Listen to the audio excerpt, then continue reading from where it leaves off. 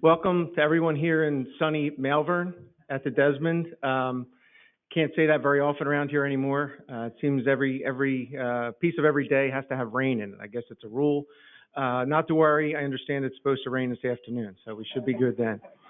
Welcome everyone to our webinar, folks. Hopefully it's sunny where you are as well. My name is Rich Flanagan. I'm a tax partner here at Maley LLP. Today, we will give you some insight as to the changes in the tax law brought about by the 2017 Tax Cuts and Jobs Act that was signed into law at the tail end of last year. You may remember right around Christmas time, Congress gave us a great big present. Didn't give us a lot of instructions on how to assemble the present we got for Christmas, but slowly but surely, we're getting some information on it. The Tax Act represents the most comprehensive tax overhaul since the Tax Reform Act of 1986. And for those of you older folks in the room, that was a pretty big deal. Our job here today is to cover that in 2 hours. So it's going to be a quick overview. We will go into some detail about the new 20% business income deduction, qualified business income deduction, because for many of our clients, that's the centerpiece of the new tax law. We will also briefly cover many areas that affect both business and individual taxpayers. We will certainly not be able to cover everything, but hopefully we've selected enough of the topics that cover both business and individual taxpayers. As we all know, Congress doesn't seem to do anything very well.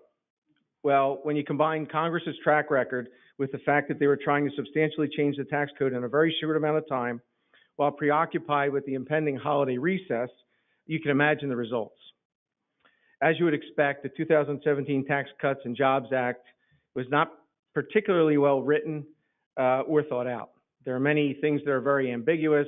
There are many things that are unintended consequences. So they didn't really do us any favors by jamming this thing through at the last hour.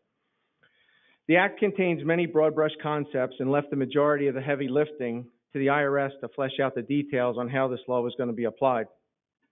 Regardless of how you feel about the IRS, they are currently short-staffed and underfunded, and the burden of this tax act is going to take a toll on their resources.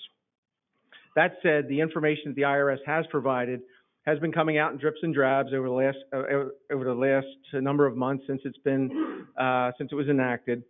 Just this past Monday, the IRS issued new guidance on a new employer credit added by the Tax Act that involves employer credit for paid family and medical leave. So we are certainly in a state of flux. Parts of this tax act have played out in the various news outlets, including, I guess, now Twitter. I guess that qualifies as a news outlet. And to be honest, there are still many unanswered questions, even as we present this to you today. Some changes, such as the limitation on state and local tax deductions, have grabbed the headlines, and I'm sure everybody's heard about those. Many articles have been written about the power struggle between the federal and state governments, as certain states feel that they've been politically targeted for the limitation on these deductions. First, we had Congress made its move. Then states like New York, New Jersey, and Connecticut, the higher tax states, countered with new vehicles in an effort to circumvent these rules. Back in August, the IRS came out with a notice that basically torpedoed what the states were trying to do. So at this point, we're at a federal-state tit-for-tat on the state and local income tax deduction. So the litigation surrounding this will be fascinating to see how it all works out. And where it ends up is anybody's guess. But at this point, it is what it is. But I'm sure the legal challenges will continue for some time. In addition to this information specific to the Tax Act, we will also present some information concerning a recent Supreme Court tax case concerning sales taxes. It was South Dakota versus Wayfair, Inc. This decision represents a significant change in how sales taxes may be collected. Since this case made it to many mainstream news publications, we felt that it was worthwhile to bring to your attention. I don't know if you've noticed, but you may have already paid sales tax on internet purchases as a result of this decision. Before we start the program, some items to go over. For those of you who are attending our webinar, if you are planning on receiving CPE credits, you are required to listen to the entire webinar to qualify. There will be 4 polling questions throughout the morning. They're not difficult. They're not tax related. They're pretty easy from what they tell me. In order to receive the CPE credit. When a poll question is launched, we will give you 1 minute to complete the question. There will also be a survey at the end of the presentation for you to complete to verify your attendance. We will email your CPE certification to the email address that you used to register for the webinar. For those of you on site and in need of CPE credits, you will need to complete the survey placed at your seat and turn it in at the registration table at the end of the seminar to receive your CPE certificate. As far as questions, we will be taking questions throughout the presentation from both on-site and online through the webinar. We will do our best to answer as many questions as we can, but we may have to limit them in the interest of keeping the program to the allotted time. I encourage anyone with questions that aren't answered here today to reach out to your mailing representative after today's event. I also think we can probably hang around a little while at the conclusion of the event as well. And without further ado, we can get started. I'm going to bring up Margie Belliati, and she's going to go through the 20% qualified business income tax deduction. Thank you.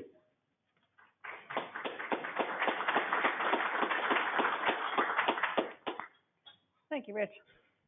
Good morning, everybody. Can you hear me okay there? Okay, thanks.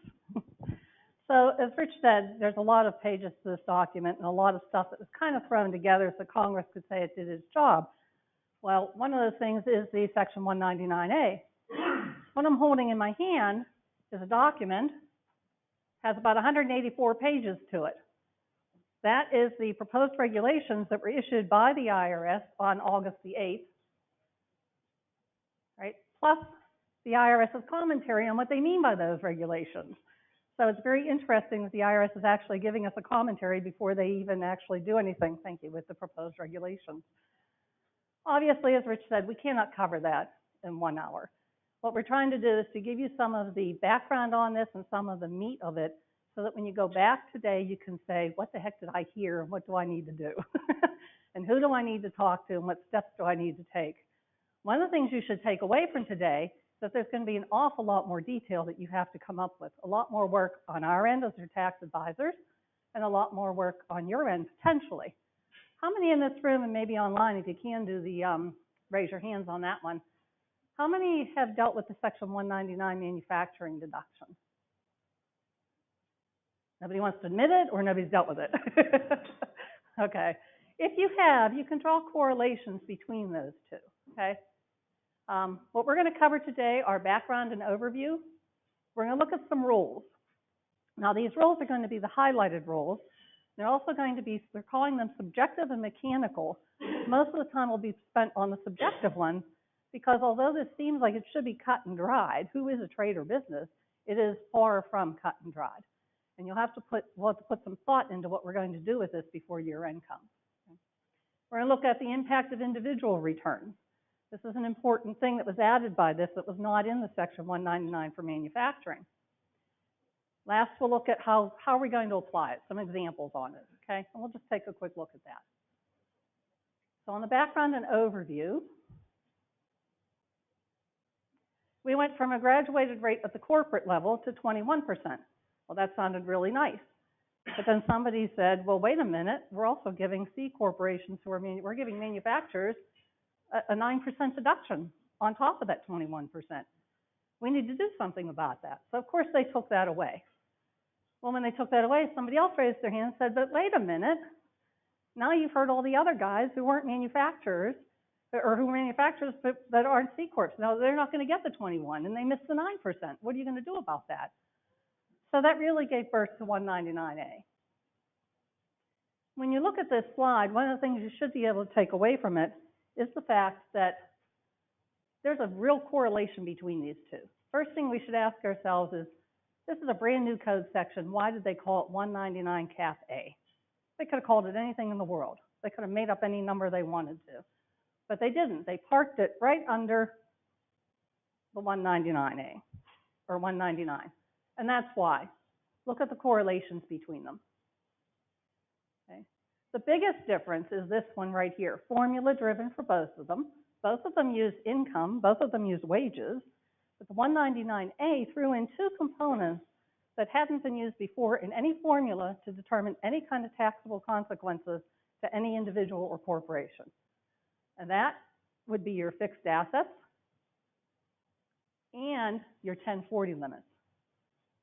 When was the last time you heard of a business deduction being tied to your 1040 limits. Right. Even the 199 was a business deduction. Right? It was what does the business, what would the business be able to take as a deduction if it was always a C Corp? And to the extent that it wasn't a C Corp, it would pass it through to the individuals, but only to the extent the corporation actually would have qualified for it in the first place. That's not the case with 199A. With 199A, the business has to say, well, here's what we have, but the individual has to say, do I get it? So that's a very big difference there. In this case, what they did was took away the C Corp. And that makes sense, right? You're already giving them a break of 21%. I mean, how much lower can you get it? Even the UK has been taking their rate down. A few years ago, it was at 28%. Now I think it's around 22%, something like that. But they've been taking it down gradually every year. Places like Ireland have kept theirs low for a long time.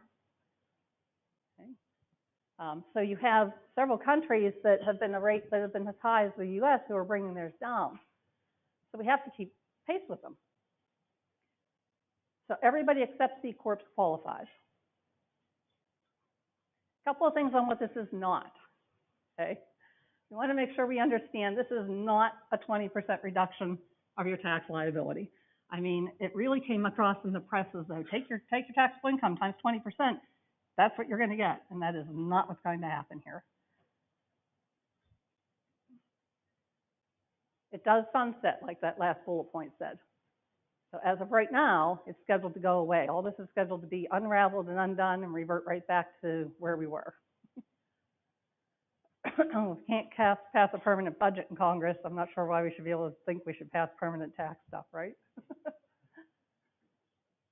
This is just kind of a summary of what, where it came from, right? It's part of the Tax Act. Other computations are not impacted. If you do get the full 20% and you were at the top rate, you would end up with an effective tax rate of 29.6. The variance between that 29.6 and the 21 at the corporate level, that spread is not much different than the spread at the 39.5% top rate individual and the 35%. Because remember, the 39 isn't really 39. You're going to have your 38% or 3.8. And your 0.9%, those don't change. You cannot reduce self-employment income for this. You cannot reduce self-employment taxes. So since we have a new tax law, we of course have to have a new vocabulary. So the next 4 slides are going to give us a summary of what some of those are. And most of these we'll be talking about in a little bit more detail as we go through.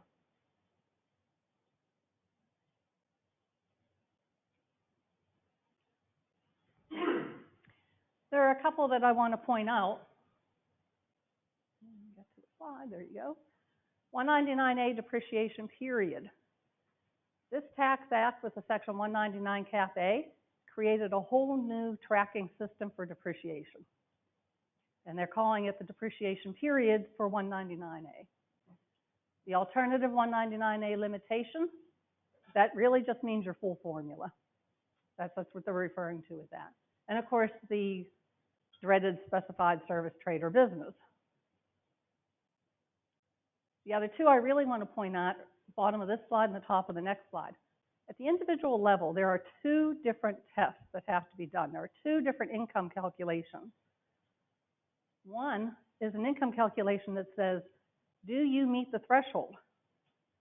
And tells you if I meet this threshold, that's the formula I can use. So that's the first test or hurdle, if you will, at the individual level. The second one says, but how much do I get to deduct? You would think it would be the same. You would think you would say, well, here's the if I'm under the 315 for a married filing joint, I should get the 20%. I should use the full formula. It doesn't work out that way. When you look at it, though, the reason it doesn't work out that way makes sense. You have to exclude capital gains, and you have to exclude qualifying dividends. Believe it or not, there actually is some rationale sometimes to the IRS tax code. Rationale there is those already get taxed at a lower rate. They do not get taxed at your top individual rate. So you're already getting a tax break with those. So again, why allow you to take another haircut of 20% on a 20% reduction on that when you're only getting taxed at 15% maybe on qualifying dividends. So there is some rationale there. Let's take a look at some of the rules on these. You know, a lot of times the overall theory in U.S. tax is everything is taxable unless we tell you it's not. So it's the same case with this. Under the 199A, everything is going to be taxable unless we tell you it's not, or we'll give you an exception to we tell you it's not. So we have an exception to the exception, and that's the case here too. People are probably a little familiar with these definitions. They threw in, of course, they threw out investing and stuff, right? Anything that basically would be considered not really enhancing a job market.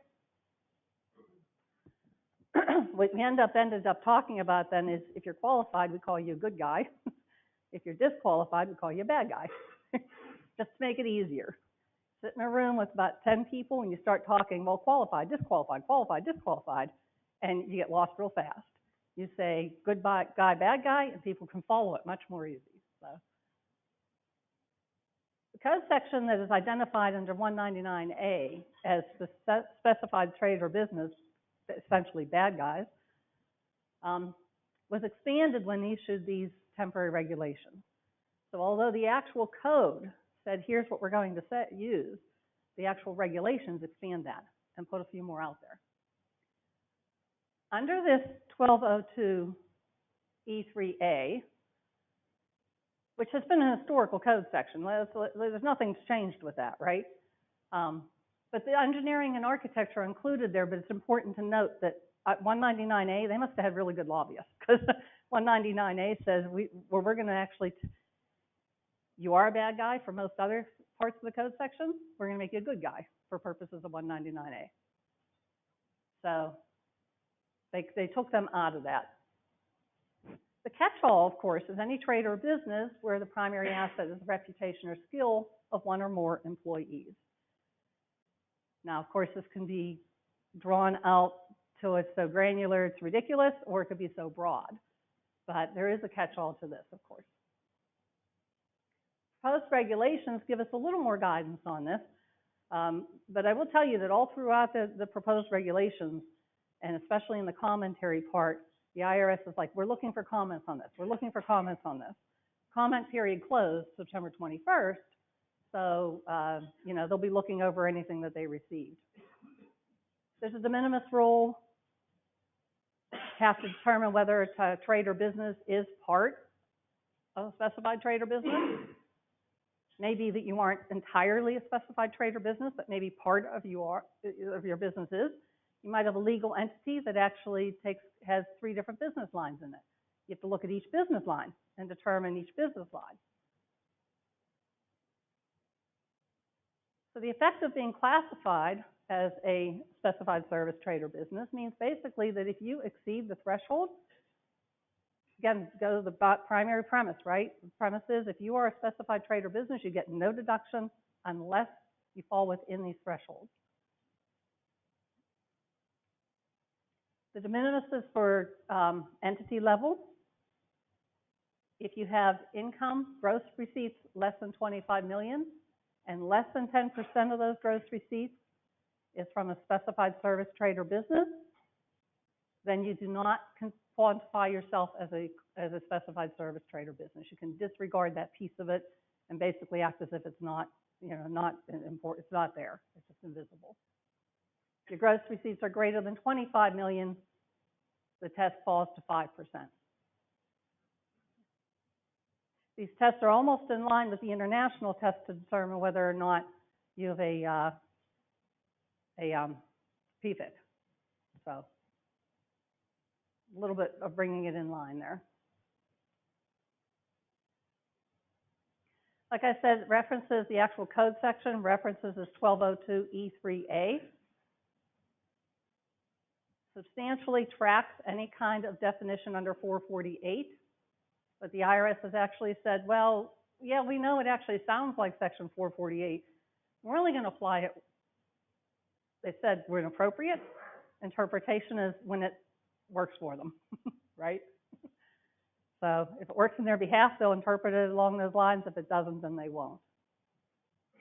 Congress did intend this to be a wide benefit to a lot of businesses. They did intend to help this jumpstart the economy. I mean, no matter what you read, no matter what party you listen to within the congressional reports and stuff, Congress was all over this trying to find some way to get people a tax break. That's why it's at the individual level, not at the business level. Does not adopt a bright line licensing rule. This is extremely important when you're talking about the healthcare industry. Okay. If you're in the healthcare industry, healthcare is automatically a service trade or a specified service trade or business. But the determination of whether or not you will be a specified service trade or business for Section 199A purposes is not determined by whether or not your professionals are licensed under the state. Let's take a look at that. Under health services, this is a definition. I'll give you a second to go ahead and look at that.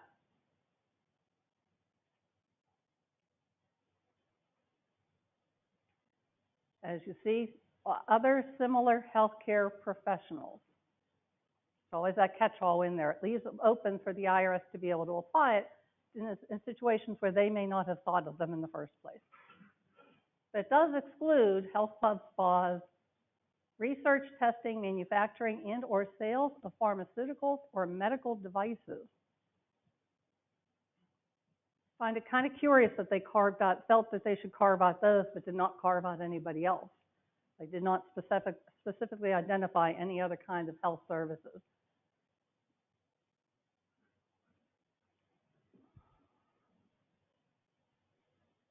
Under law services,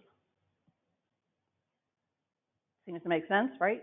Performance of services by individuals such as lawyers, paralegals, legal arbitrators, mediators. Excludes provision of services that do not require the skills unique to the field of law. Consulting services. Basically, if you can influence somebody through their decision on a buying thing, you're considered consulting. It's a pretty generic umbrella. But look at what they're excluding. The sales part of consulting, okay, economically similar services to consulting are excluded. Training and education are excluded. So they're in the actual quote from the regs, consulting services embedded in or ancillary to the sales of goods or performance of services on behalf of a trade or business that is not otherwise a specified trade or business. So on top of the de minimis rule, what they're throwing in here is a thing that says, well, if you would not be a specified service, trade, or business except for this piece of the consulting business, then we're not going to classify you as that. Now, keep in mind, that's as of right now. I suspect what happens is as this gets put into place and we start filing tax returns over the years, the IRS will look at the dollar impact of allowing that exclusion, and they may tweak it. So let's take a look at an example, and I'll give you a few seconds to look at that.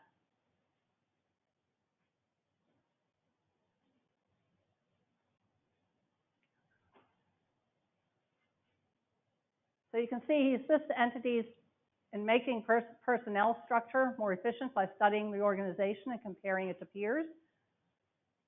Therefore, C provides services within the definition of consulting, and they are subject to the limitations, and then they are subject to the full amount. If they are over the exclusion, they will lose any benefit at all. What about brokerage services? Basically, if you're doing anything that's traded on a market, any market, it does not specify only U.S. trade market, you're going to be considered a brokerage service. And of course, then you will be considered a specified service, trade, or business. The catch-all. Reputation or skill of the owners and employees' services. Includes endorsing products, use of an image, likeness, name. As you can see, the other things listed there. However, the reason this is showing up as cloudy is because nothing is identified as being excluded. What that tells me, in my 34 years of experience in working with the IRS, is that they're leaving that category wide open for what they want to do with it in the future. They're going to look at what the industry does. They're going to look at what the industry allows and doesn't allow, and then they're going to extract from that, and then they're going to go ahead and create rules around that. And they'll do it but via revenue procedures. That's how they'll do it, revenue rulings and revenue procedures. Let's take a look at an example on that. Here we have a chef. He has a couple restaurants, right? He comes to you and says, well, you know, I don't know what to do with this. The answer to that is basically that he's getting some money for endorsements. That endorsement is a specified service, trade, or business. The restaurants are not. So even though there's one legal entity where he's including $750,000 for endorsements, it's only the $750,000 that becomes the bad guy. Now keep in mind, you have to allocate some costs and stuff to that. But in an endorsement, there's probably not much in the way of cost that would go to it. So you can see it's a very simple example of how you have to start looking at your business maybe slightly differently than you have in the past. And apparently I am out of range. Qualified business income. Basically anything connected with a trade or business. Participation level of the owner is irrelevant if as far as passive roles go.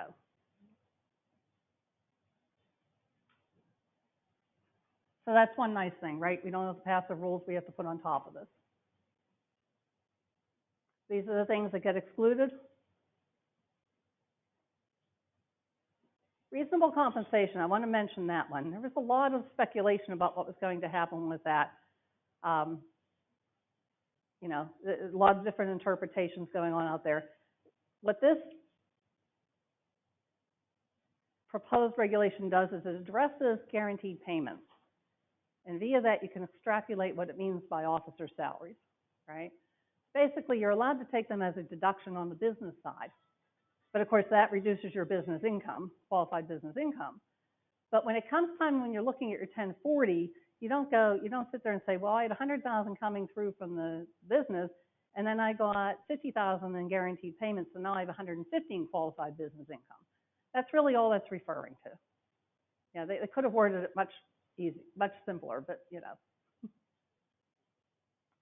What that means is you have to do allocations. So my question before on whether or not you've ever dealt with Section 199 for manufacturing, if you did, you may have gone through the painful process of allocating all of your income items, all of your expense items between manufacturing, non-manufacturing, and basically SG&A. That's what you're going to have to do here.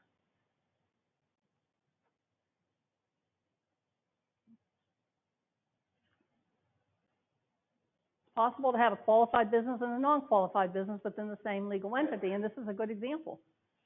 Financial planner who also sells insurance. The proposed regulations say if you're an insurance broker, you're a good guy. You are not a specified service, trade, or business. This financial planner will have to go through and take what used to be just one general ledger, and they're going to have to say, well, what's my income from insurance? What's my income from financial services? Qualified wages. The IRS issued this within the proposed regulations, and then immediately along with that, they issued a notice to tell us what will qualify with wages and how you're supposed to do them. The big takeaway here is in bright bold red. You do not file your W-2s on time, including the extension period, which is only 30 days. If you do not file them on time, you have zero wages associated with that trade or business. And when we get into the formula, you can see where you can end up with a very nice qualified business income. You, as an individual, have to use the full formula. You have zero wages, you have zero fixed assets. All of a sudden, your result is that you get zero benefit. They do look at the W-2 boxes. W-2Cs. There's a whole set of rules around those in this notice as to when you would use the amounts, when you don't use the amounts. Do not assume just because you amend your W-2 that you'd be able to use those, especially if it results in higher wages that would go, or lower wages that would go against your qualified business income, because that would, of course, lower wages would increase your business income. Have to be employees, and only one employer can claim them. So I think we're going to be coming up on our first polling question here.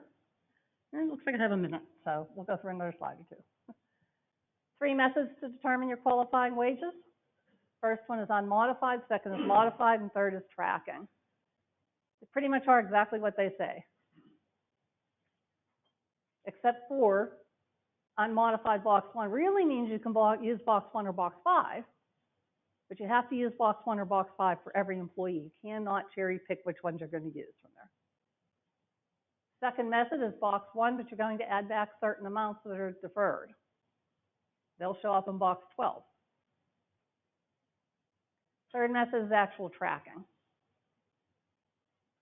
In that case, you really will, it's almost, if you have a place that is manufacturing and you're an S Corp, you already probably do tracking because you probably have people clocking in. You know? So that's specific tracking. You have to use one of the 3 methods. You can switch from year to year.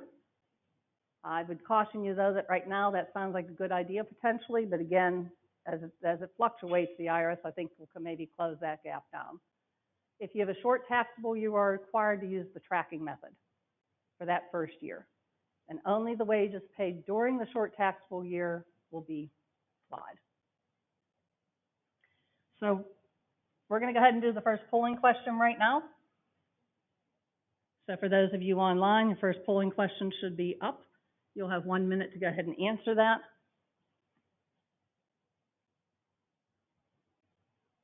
So some of the things you can see already is that there's a little bit more meat to this than we were thinking. They could have made this so much easier. Yeah. I mean, 3 different methods to compute wages. You know, wages are wages, right? I mean, I'm going to go back 1 slide real quick. For those of you online, don't worry about this. You'll be able to hear me here. These are wages included in the calendar year, guys, not your fiscal year. If you're a fiscal year taxpayer, you're going on W-2s. You're not going to take, if you're a January 31st taxpayer, you're not going to take out January of the prior year, add in January of the current year, like you would for your financial reporting, like you would for your tax return. And the only reason I can think of for that is because W-2s on a calendar year are the only way the IRS has to track what these are. It's the only method they have for being able to actually figure out what's there. Okay, so the polling question should be closed at this point. Thank you, guys.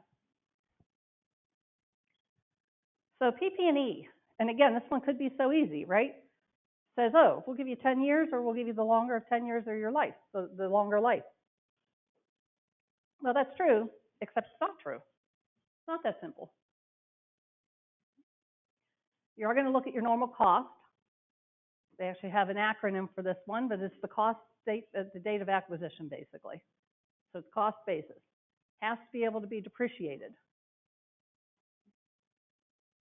Doesn't matter if your depreciation ran out during the year as far as being able to qualify it for PP&E purposes, for purposes of the 199A. Allocation of depreciation expense for computing the QBI is going to be based on the actual percent that property is used in the qualified business, trade or business. However, allocation of depreciation expense to the owners, there are 2 different rules. And those rules depend on whether or not there's actual tax depreciation expense at the end of the year running through your financial statements and your tax return, or whether there isn't any. So again, it's a complication that I'm not sure why they ended up doing that, but they did.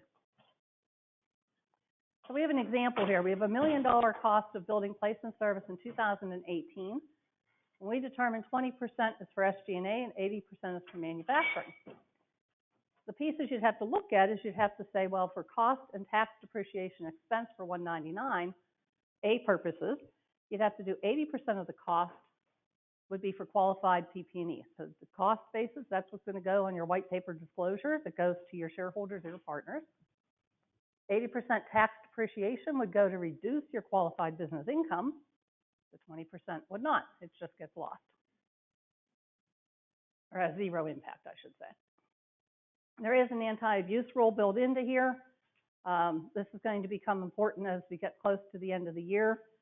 Make sure that, we as your tax advisors and stuff in your CPA firm, make sure that we're aware of any kind of purchases you're planning on doing at the end of the year. You need to look into the future to see, well, what do we plan to do next year too? Because the anti-abuse rule says that you basically have to keep it for at least 120 days. Okay.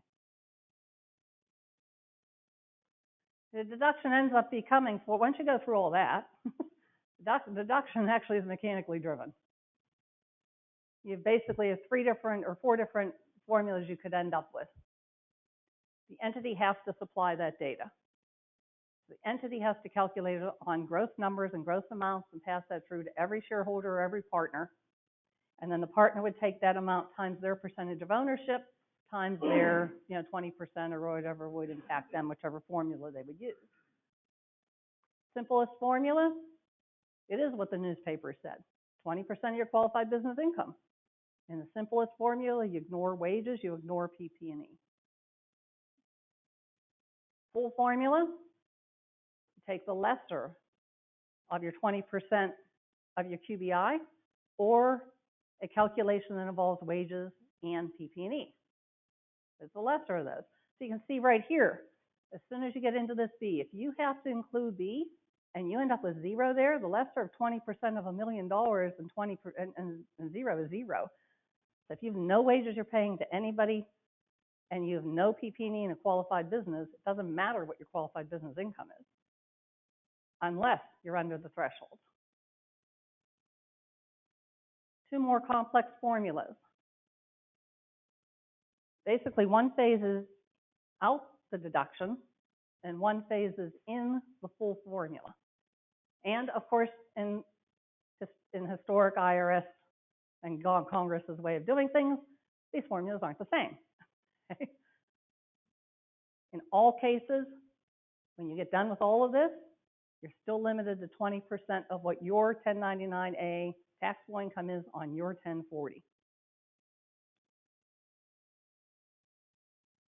As you can see, there's a lot of things that drive this final calculation. The headlines when this first came out saying this is a great break, it could be. I mean, it really could be. You could end up with a really nice deduction here. But there are a lot of things you have to do to get to it. Individuals.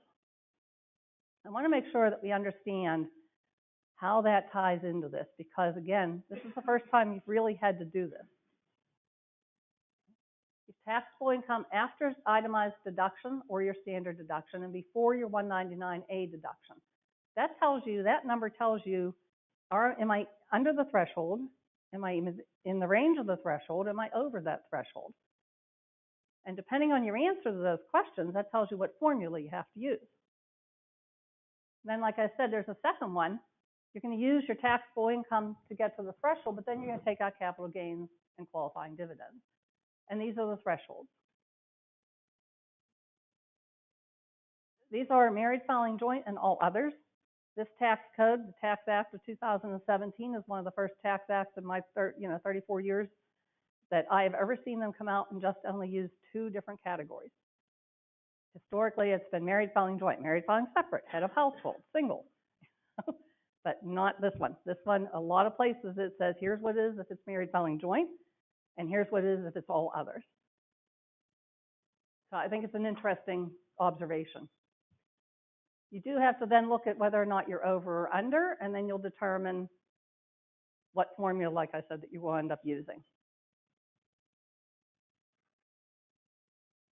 If you can use the simplest formula, your type of business has 0 impact. So whether you're a specified service, trade, or business is irrelevant.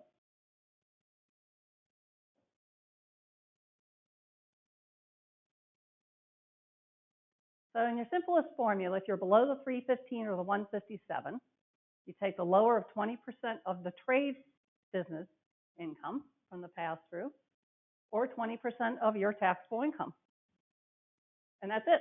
You're done. That'd be nice, huh? However, we don't usually like to try to drive our income down, do we? So if you fall above those levels, 415 or 207, then you end up having to go into the full formula, and again, you can end up with zero, where you would think, going along all year, you might think to yourself, I'm going to have a great deduction here.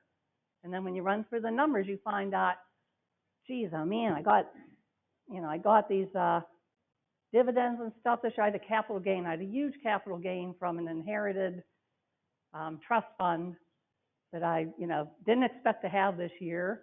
And all of a sudden, my income is $416,000. And now all of a sudden, I'm thrown into the full formula. So you have no control over whether you get that, other than if you want to, of course, disclaim it. But basically, there are things that happen that you don't have control over. There are things you have that you do have control over. So, but cannot retroactively fix your taxable income. Any tax planning that's going to take place to be able to get you to those numbers or help you to reach those has to occur well before December 31st. Specified trade or business, if you are between these ranges, that's where the bad guy classification starts coming in.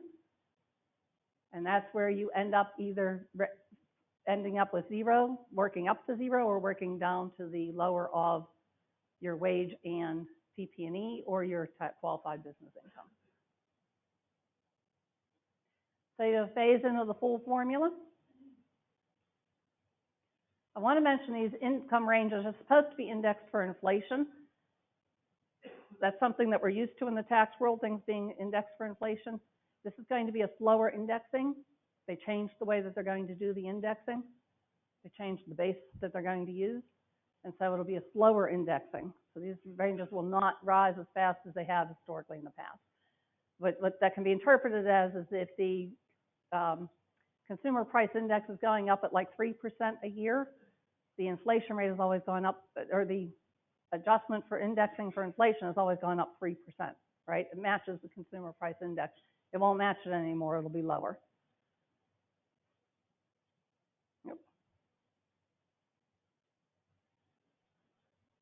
So how do we apply this? Let's take a look. I've mentioned before that you do have to look at this at each entity's level. Okay. You can aggregate them. You can aggregate them at the entity level. You can aggregate them at the individual 1040 level, which of course you end up having to do anyway to get to a number.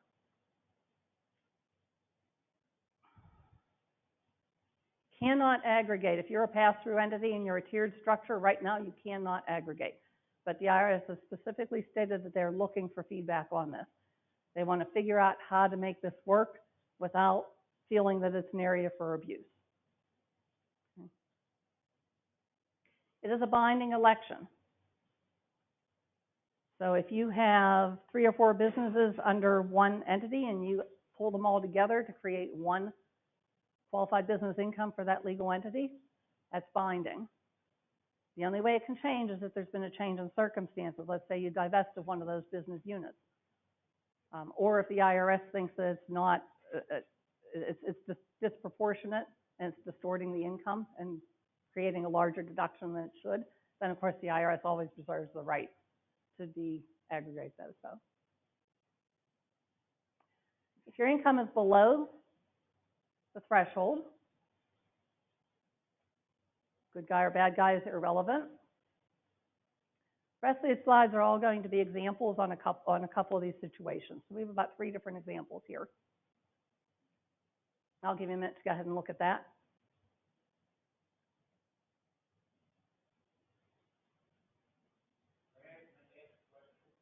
Sure. You say taxable income. Is that gross taxable income or net taxable income after deductions? So on the 1040, your taxable income would basically be your income after your itemized deductions or your standard deduction. But before, that's the income threshold amount, yes. Yeah, right, yes. But that's only the threshold test. That's the, okay. That is correct, yes. Okay, well, hopefully that cleared that up. Great, that's what we want to do. So A is an unmarried individual. He owns and operates a computer repair shop as a sole proprietor. Sole proprietors are by law don't pay themselves wages, right? So right there we know he doesn't have any wages. Business generated $100,000 in net taxable income from operations in 18. He has no capital gains or losses. After allowable deductions, his taxable income, net taxable income is $81,000. Since he's below the 105 or 157,000 threshold, type of business is irrelevant.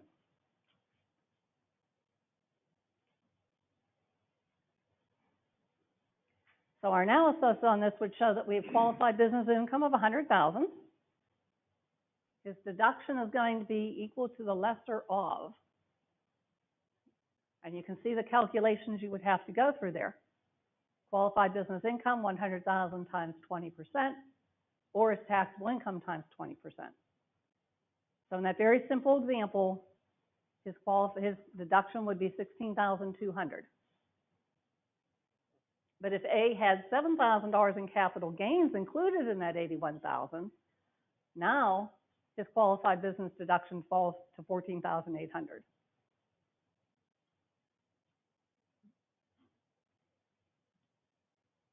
So what happens if we're above the threshold?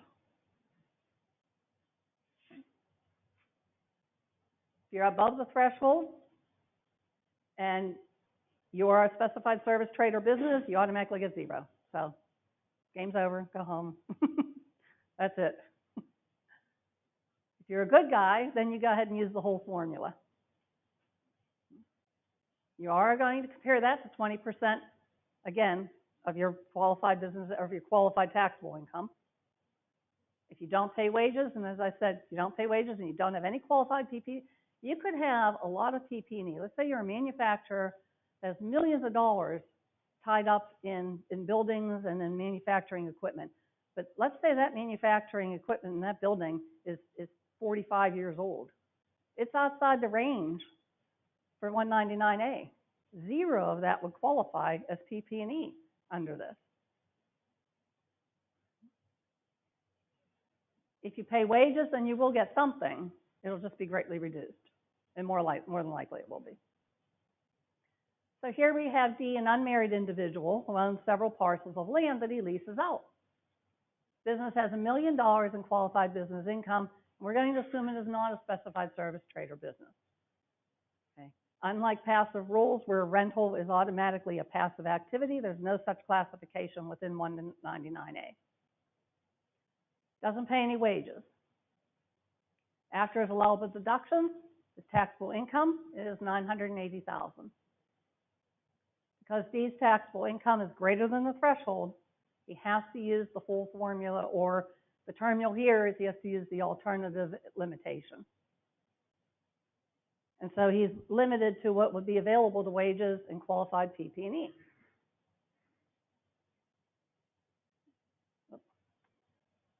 His deduction is zero. Why? Because land is not a depreciable asset. It's not qualified under 199A. So he has nothing. He has no wages. He had that $1 million. He could have had, $200,000 in deduction. But let's say he develops some of that land, and he develops it at a cost of $10 million. So now his deduction is equal to $196,000.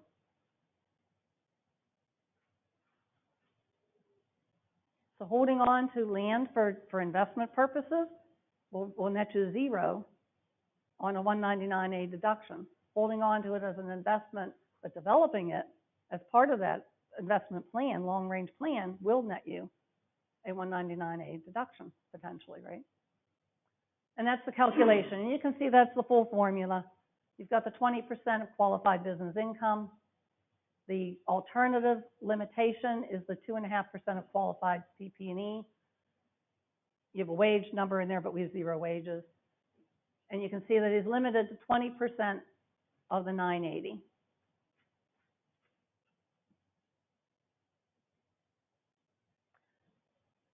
what happens if we're a specified trade or business?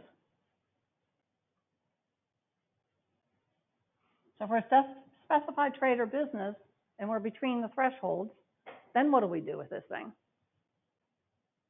So we're going to use the full formula. And the way the IRS says you have to do it is you basically act as though you would get the entire deduction.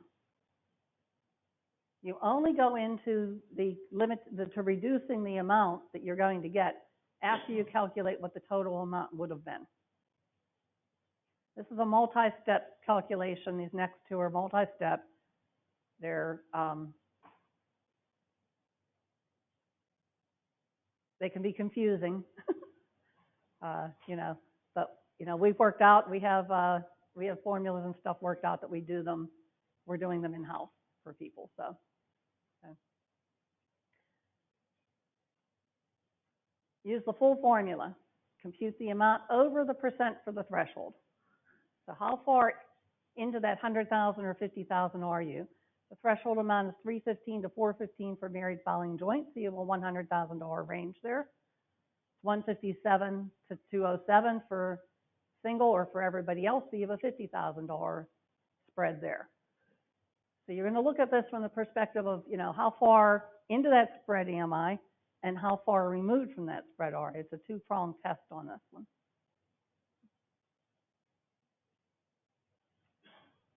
You end up reducing your qualified business income and your wages and stuff by the percentage that you are into that range. So in my example before, if I had 100,000 of qualified business income and I own 50% of the business, I'm going to take 100,000 times 50%, take that times 20%, and that's my number. But here you would have to take it the 100,000 times my 50% ownership times my percentage of reduction that I have to reduce it by, because I'm a specified service trade or business and I'm within the range. So you can see you're starting to whittle this down now.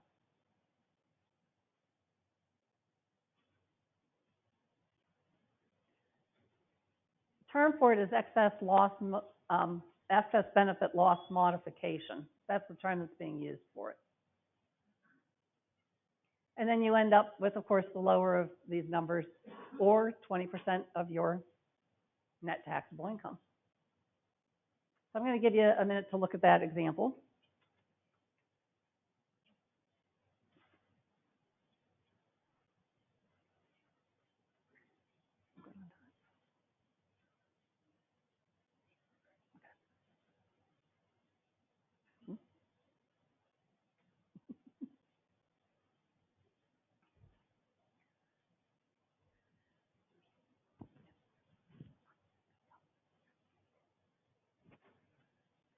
So in this example, we have Mark and Mindy.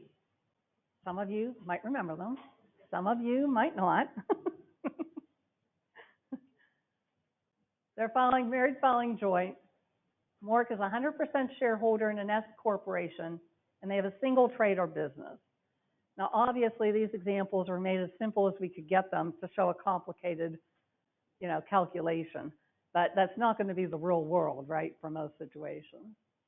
So Mindy has a W-2, and it's from an unrelated company, not from that business at all. After allowable deductions not related to 199A, they have taxable income of $375. Now, we are going to call them a specified service trade or business, and they are within the range. So now they can't use just the 20%. And I will tell you that from what I'm hearing from people is they think they can take that 20% no matter what. And they're calling or they're, you know, talking to me, and they're saying, well, listen, this is great. I've gotten this. I'm not making my estimated tax payment in September because I'm going to get this huge deduction. Oh, really? Well, you know, how'd you come up with that? Well, I took 20% of my Box 1 income off of my K-1 last year, and yeah, I'm going to get a huge refund because of it, because now I have negative income. And I go, okay, well, that's kind of nice. I hate to burst your bubble.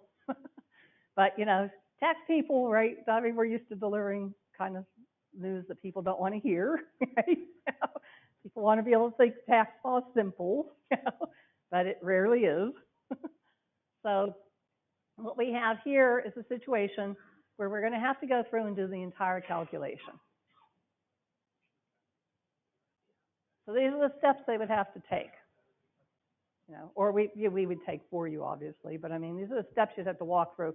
What I want you to do is take a minute or so to look at this, and now that you can see numbers in there, look at the steps.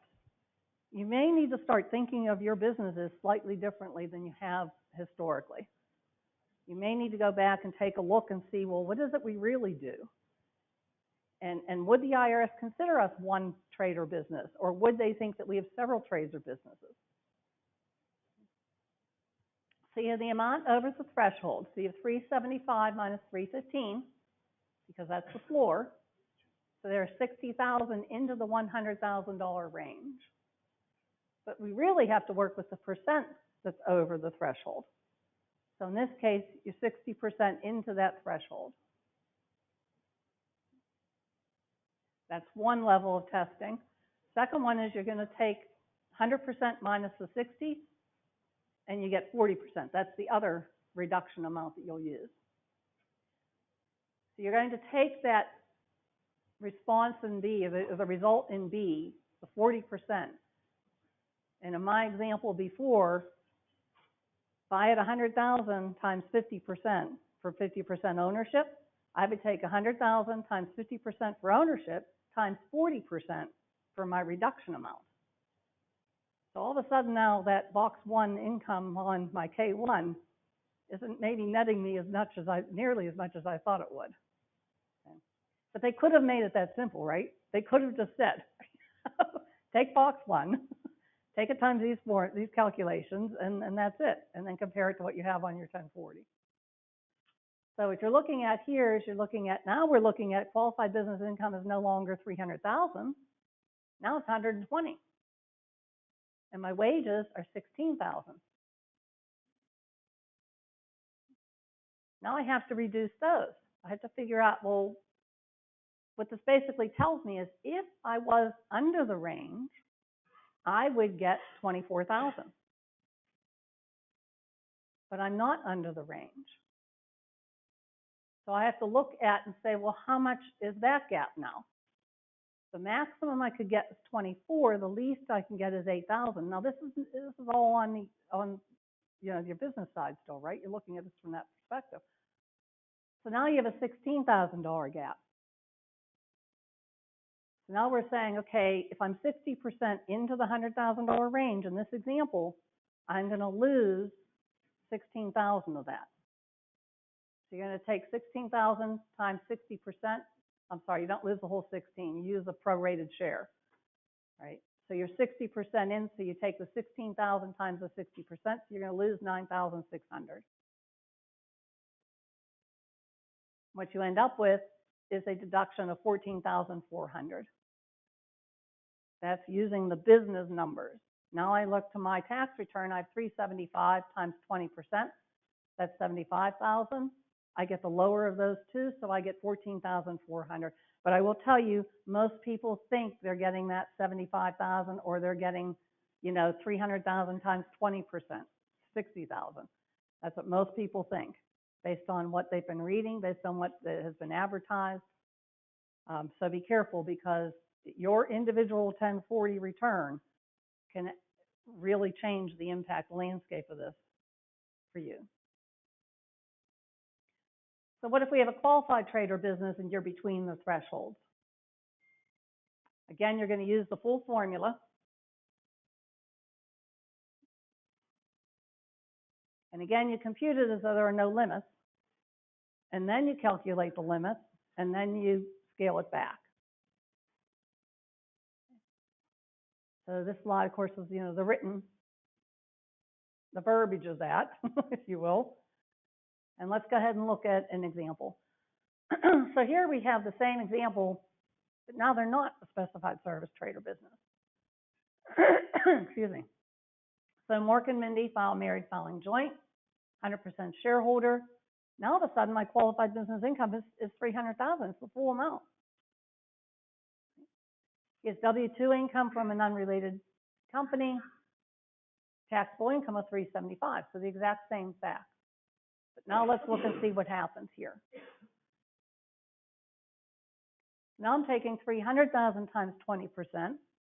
So my cap now, my maximum is 60,000. My wages of 40,000 times my 50% formula is 20,000. So again, you have maximum and minimum. Take the difference is 40,000. And then you come up with the percent that you're over the threshold. In this case, we're still 60% in the threshold. Nothing has changed on the numbers. The only thing that's changed is it's not a specified service, trade, or business. So in this case, we take the 40,000 times the 60% to get 24,000. And we're going to take our limitation of 40, which is your excess amount, minus your 24. Our limitation is now going to be 36,000.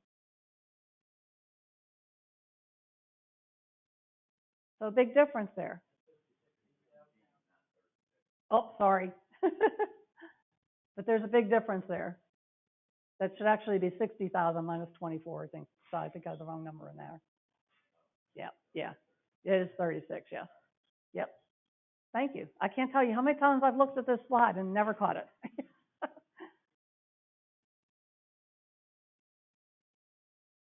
So you can see, bless you, you can see there's a lot of complications to this, a lot of piecing movements to this. Whether or not you are classified as a service, trade, or business can hurt you. If your 1040 is not a high enough income or that high income to those ranges, then it's irrelevant.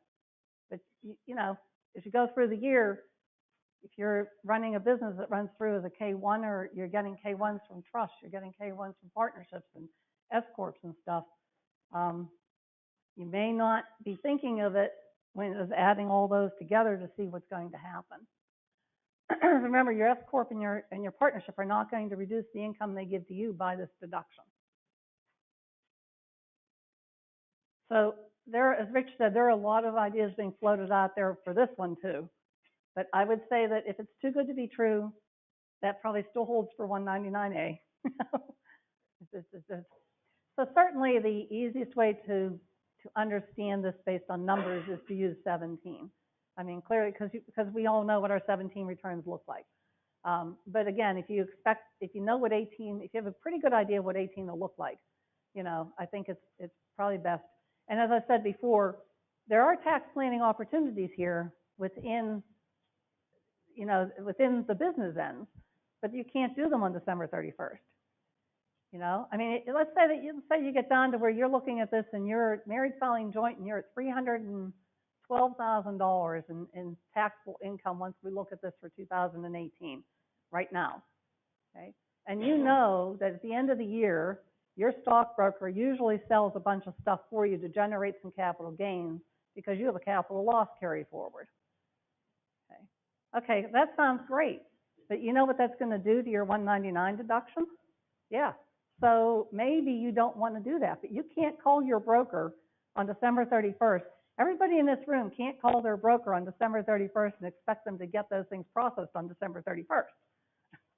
So you run that, the longer you push it, the more you run that risk that yours might be the transaction that gets deferred and all of a sudden it actually doesn't get registered till January 2nd. And that doesn't matter what the intentions were. It doesn't matter that the phone call was made. The IRS is not going to unravel that transaction and retroactively apply it to 2018. So the sooner we can be communicating with each other about what can we do with this and how can we work with this and where do we stand now, or what does our landscape look like right now, you know, the better off we are with that. Okay. So our next polling question should be up right now. And then we'll go ahead and wrap up this section.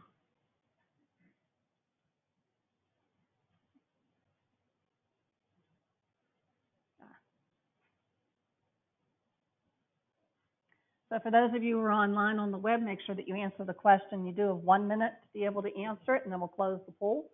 You do need to answer the questions to be able to get your CPE credit. Okay? And I'm just going to go ahead and talk to this last slide because you can see what it is, right?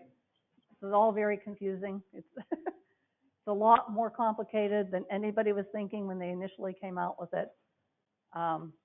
We have the tools to be able to do these calculations. Yeah, we developed them in-house, we have them, so, yeah, this is even before software gets up to date on things. We've got those tools to help you with this.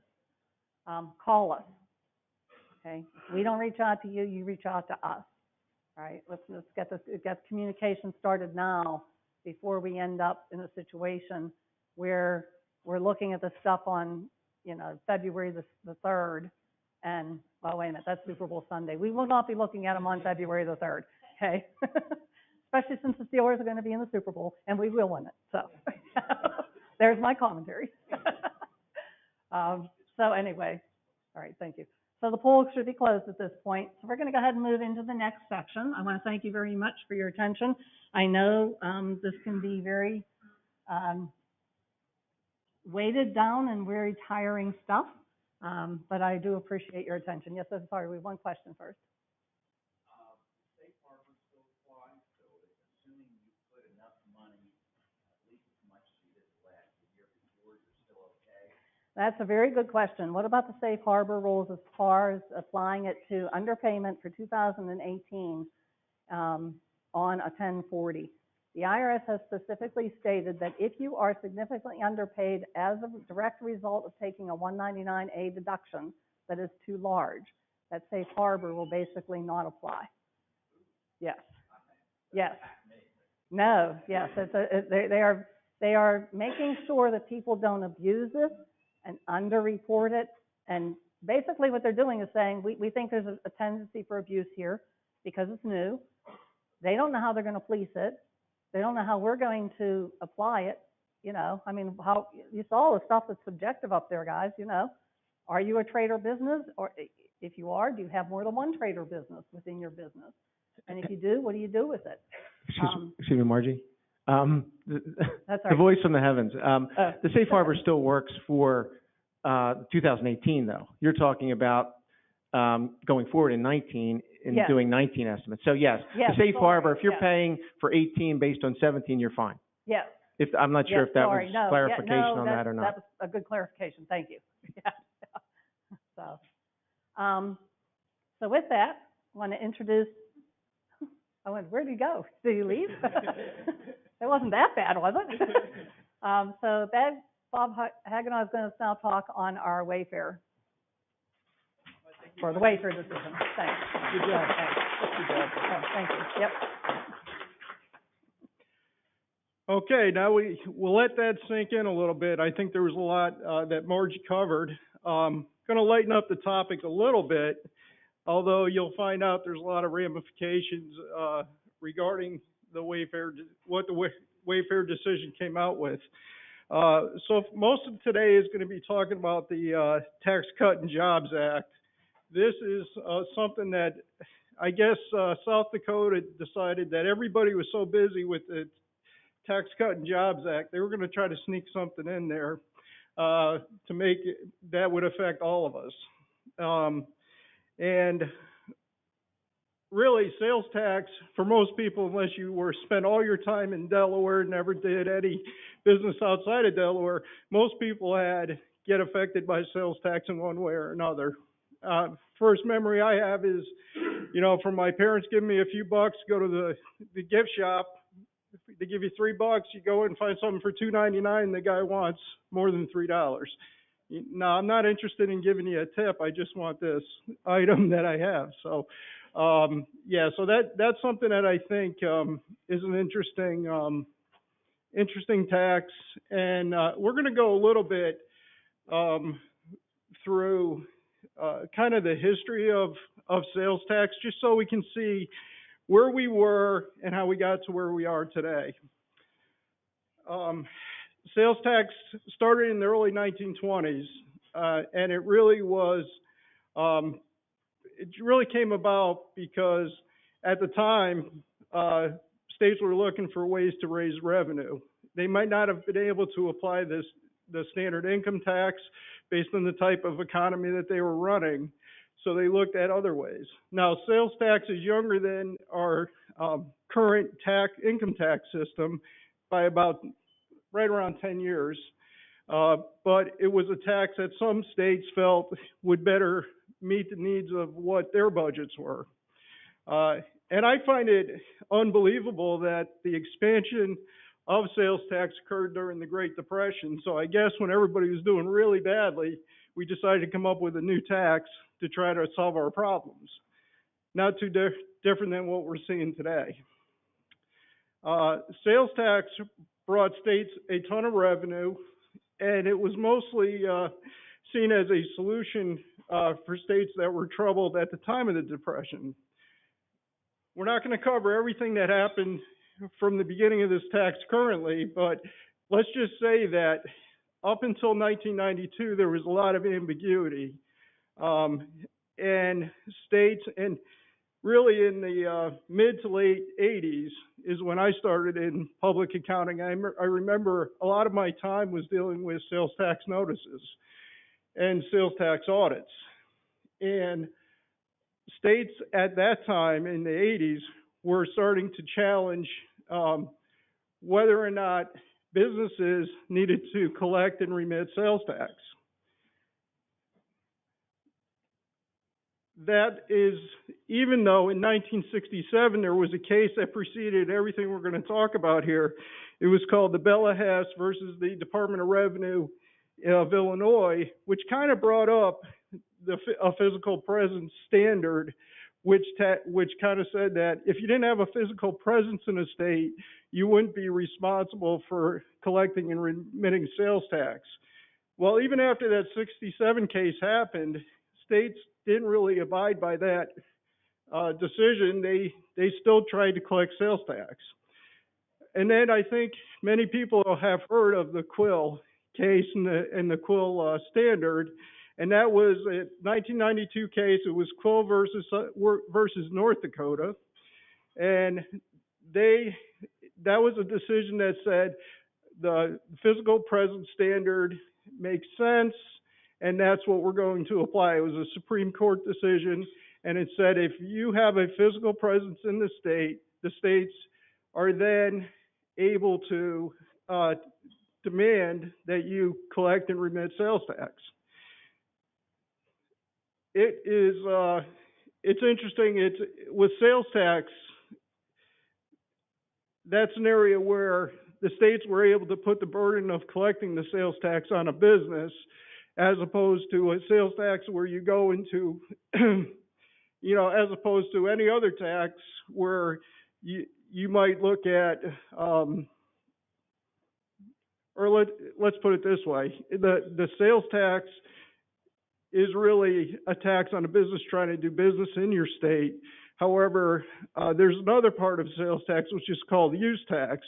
So if you buy something in a state from somebody that's not required to collect and remit sales tax, and you made a purchase and you used it in a state that has a sales tax, you're still not out of the woods on not paying any kind of tax on that purchase. You would have to pay a use tax, which is really equivalent to the sales tax.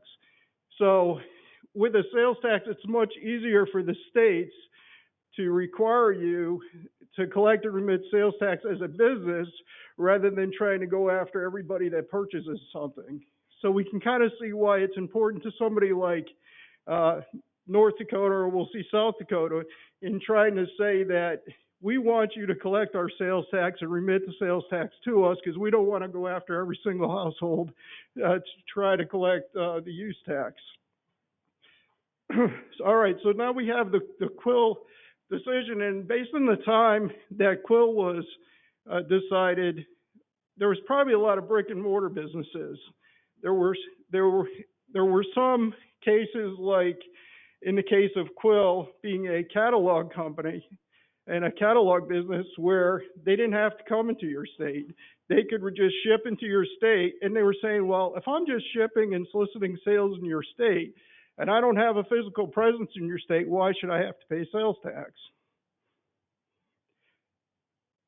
The Supreme Court said that makes a lot of sense.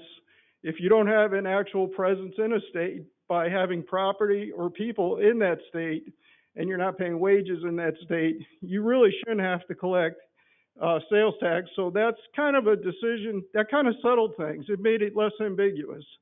So now everybody went on and said, all right, I'm not going to collect and remit sales tax unless I have something in the state. So I'll make sure I don't have any inventory. I'll make sure my people don't go there, and I'll make sure I don't have any other real property in that state. Now comes to our current time. You'll see that during the holidays, most of the shopping is done on the internet. So places like South Dakota said, well, you might not have a physical presence here, but man, you're taking a lot of revenue away from us. So we think there should be a substantial presence standard instead of the physical presence standard to bring the law up to what the current times are. So this is where places, you'll start hearing about economic nexus. And stepping back is what transactions involving goods and services are subject to sales tax? Get that call a lot. And the answer is, well, what state are you talking about? What type of item are you talking about? And there's state by state differences. So there's a lot of varying rules on this, and there's frequent changes in this. So even though something might have been subject to sales tax 6 months down the road, it might not be subject to sales tax based on what the state legislature comes up with. And there's a lot of exceptions depending on the states. With Quill, online shopping, you would notice up until recently that there was most of the time, no sales tax collected on online shopping. Retailers were not required to collect and remit sales tax unless they had a physical presence. The purchaser, again, would be responsible for submitting use tax where they purchased something, no sales tax was collected, but they used it in the state that they live in. And in the state they live in or had a business in, they were required to submit a use tax. Don't see use tax voluntarily sent in a lot. So that is not surprising. So this is where the states are. This is what creates the concern. Under Quill, they believe, with Quill in place, certain states believe that Quill was unfair. They believe the retailers could have a substantial presence without a physical one. In response, most states have now enacted that same rule that South Dakota did, which is called economic nexus laws. And nexus is just simply where you establish a presence for tax purposes within that state, so you would have to pay, in this case, sales tax. Nexus would also apply to whether or not you have to pay income tax. Now, this Wayfair case is only dealing right now with the sales tax portion of it, but I can be pretty sure that states are going to start focusing on other kind of taxes if they can really solidify the arguments that were raised here. So let's look at 2016 in South Dakota. 60% of their revenues and the way they funded their government was from sales tax. So when you have places like Wayfair coming in there, they're losing a lot of revenues. They declared a fiscal emergency because of the limitations on being able to enforce the collection of sales tax on out-of-state sellers. South Dakota enacted a statute in 2016 that required out-of-state sellers to collect and remit sales tax if they had a substantial presence. It applies to retailers, and this is what some of these things are what helped, that we're going to talk about, what helped South Dakota with the Supreme Court is that they weren't overly aggressive. They said a substantial presence would be for retailers having more than 100,000 of sales within that state or engaging in 200 or more transactions within the state. And it prevented any retroactive application of the law, and it allowed that a hold be placed on this entire sales tax, the new rules related to sales tax, until it was determined constitutional. Once South Dakota enacted this statute in 2016, they started to focus on, all right, who are the biggest companies that are affecting us and making us lose our revenues? and that would be Wayfair, and that would be Overstock.com. And I guess fortunately or unfortunately, Wayfair got their name on the decision, so it's the Wayfair. It's not the Overstock.com decision. Wayfair and Overstock.com didn't have any property, didn't have any employees within South Dakota. Each met the minimum sales number of transaction requirements. In an attempt to enforce the law, South Dakota filed a declaratory judgment within their state court, and the trial court sided with Wayfair, saying that you really shouldn't have to collect sales tax because we never got rid of Quill. Quill says you have to have a physical presence. You don't have one, you don't have to collect sales tax. Then it moved on to the state Supreme Court. They also said Quill exists. They affirmed the lower court within South Dakota and said, you know, Wayfair, you're good, just continue doing what you're doing. Then South Dakota raised it another level, and they asked the U.S. Supreme Court to reconsider. The U.S. Supreme Court, looking at the case on a 5-4 decision, they ruled in favor of South Dakota, ruling that the physical presence standard set by Quill was unsound and was not correct. They determined a physical presence was not necessary under the Commerce Clause to establish sales tax, and a business may have a substantial presence without a physical one. So the Supreme Court was looking at it differently than the state courts were. Okay, so we're just going to wrap this up real fast. So the decision overruled the Quill standard, remanded the case back to the Supreme Court. Even though it was only a 5-4 decision, all justices agreed that it was fundamentally flawed, and the dissenting judges only dissented because they believed that Congress should fix it and not them. So Congress then took it under the hands recently and came out with the Online Sales Simplicity and Small Business Relief Act, introduced the bill in just a little over a week ago. It's a bipartisan bill. It's an effort to rein in the state so that we don't see a lot of chaos in trying to enforce the sales tax. Established that no sales tax collection on remote sellers for sales tax occurred before June 21st of 18, the date of the Wayfair decision, and it prevents states from imposing sales tax collections until after 2019 begins. This act would provide a $10 million exemption for small businesses until states produce an agreement approved by Congress to simplify collections to the point that no small business exemption would be needed. Most states, as we said, have adopted this economic nexus provision. State sales tax nexus studies, which is what businesses can do to determine their exposure to the new rules related to sales taxes, is recommended, and it'll gauge what your exposure is to state sales tax.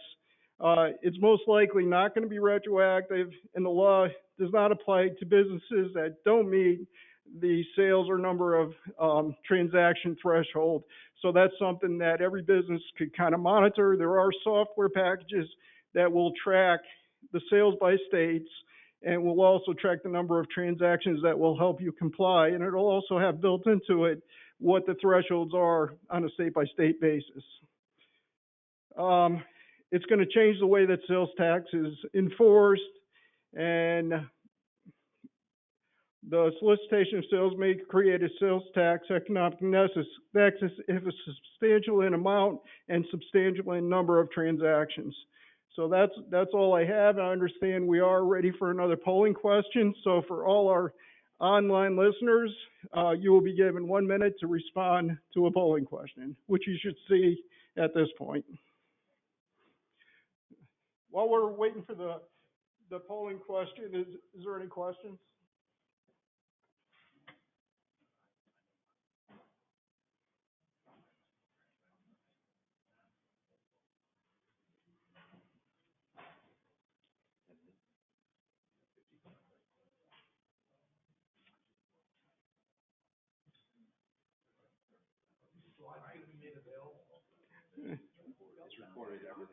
It's recorded and the slides are available, yes.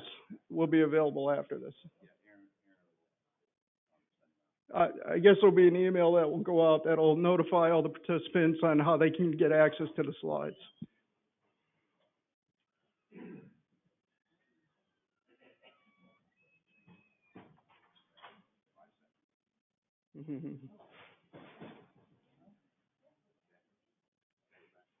Okay, and our next speaker is Frank Griffin, who will continue on the business update for the Tax Cut and Jobs Act.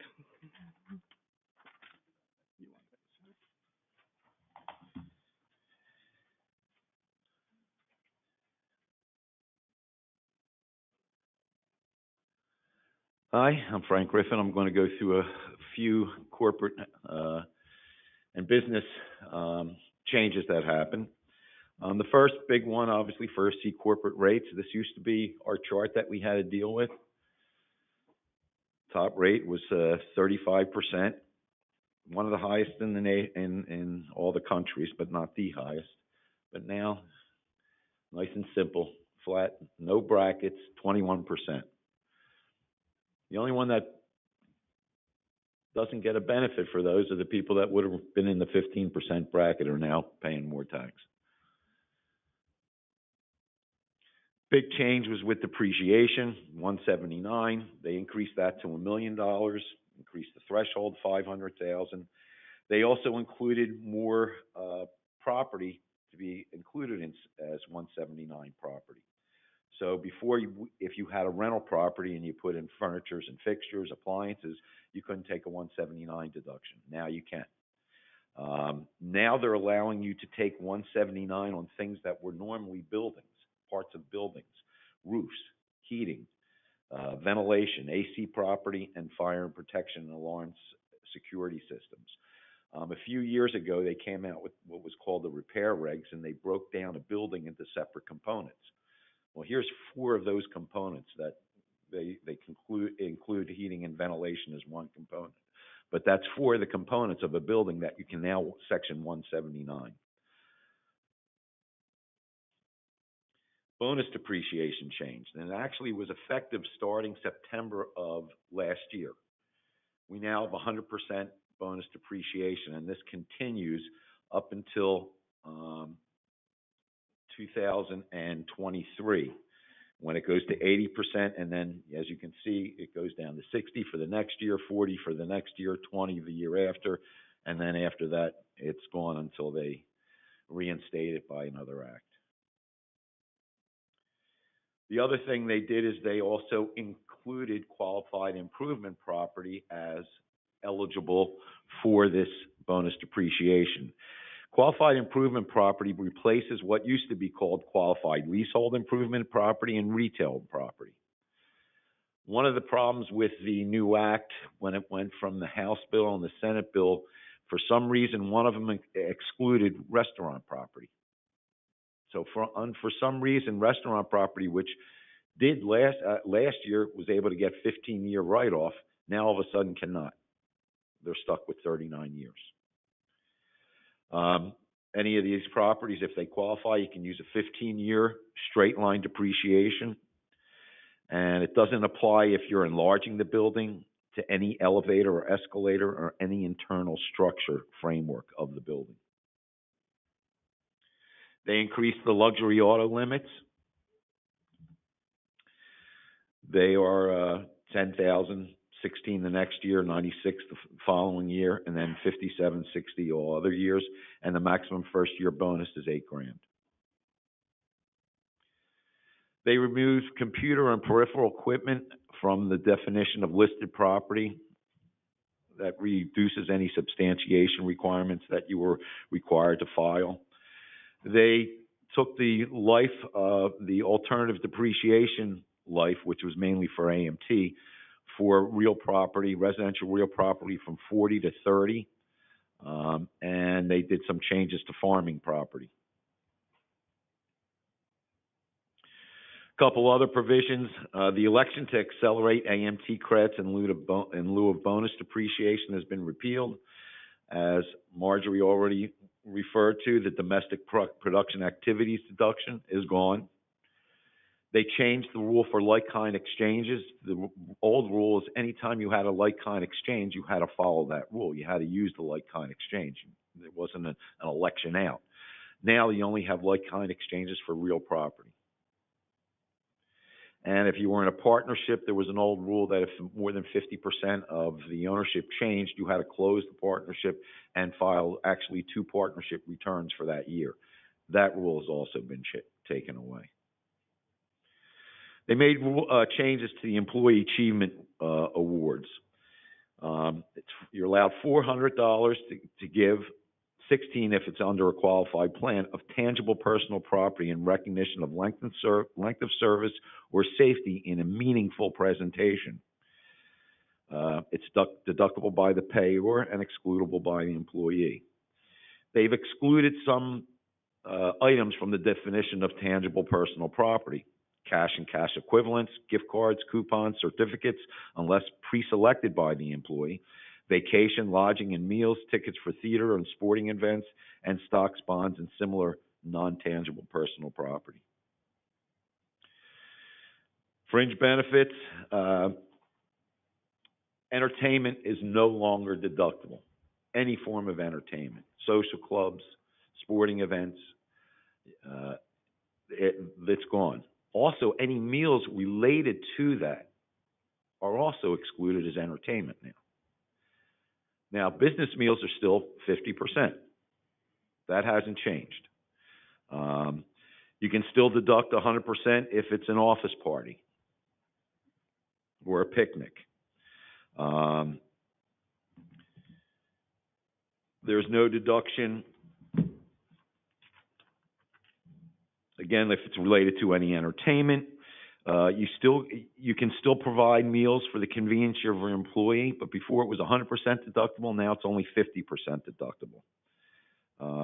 Even if it's on occasions and overtime by the employer, if you had to work overtime, they're still subjecting that to 50%. Those are the main things. The main thing to get away from it, you're still allowed to deduct 50% for your meals, just don't associate it with any type of entertainment. If you're planning to go to a entertainment, maybe it's best to do a meal someplace that's totally outside of the entertainment venue, and then go to the entertainment venue. Another little thing is the $25,000. They've changed the threshold for when you have to use the cash method of accounting. Now it's $25 million. And also, if you're under the $25 million, you don't have to do the uniform capitalization for your inventory. And you're also not subject to this new interest deduction limitation. That's it for me. If you have any questions. If not, I'm going to introduce Sean. He will get into the individual section of the presentation. Thank you.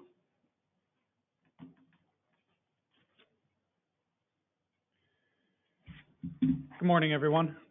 Thank you for joining us, and thank you for joining us on the webinar. I'm going to go through a few topics related to individual taxpayers.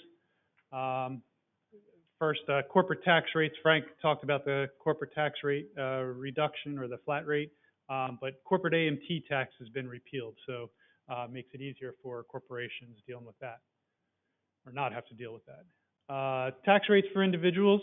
The brackets were, there were 7 brackets before. There's still 7 brackets, but as you can see from this slide, the rates have dropped for the brackets after the 10%, except for the 35% rate. So your top individual rate is now 37% beginning in 18. Get into it a little bit more. I have slides here for single taxpayers, married filing separately, married filing joint, and head of household. You can look at those on your own, but I will focus on the married filing jointly just to highlight some of the changes. This first slide under the married filing jointly, there's an error there that should say 2017, not 2018. But you can see where the income levels need to be before you get to the next bracket. Under the new rules, the new brackets, it takes a little bit more income to get to the next bracket for each of the tax rates. And I'll highlight that here. You can see the comparison. So the 10% bracket, there's a little bit more, $400 more of income before you get to the next bracket, and on down the line, you can see where those changes are. So this is where you see a lot of the savings on the individuals is the change in the tax brackets and the tax rates. The single tax rates and the married filing joint or the married filing separate tax brackets are now the same. Before there was differences between them, but now they're the same. And the head of household bracket is also pretty similar to the single and married filing separate, except for the 10 and 15 or the 10 and 12% brackets. They're a little bit higher.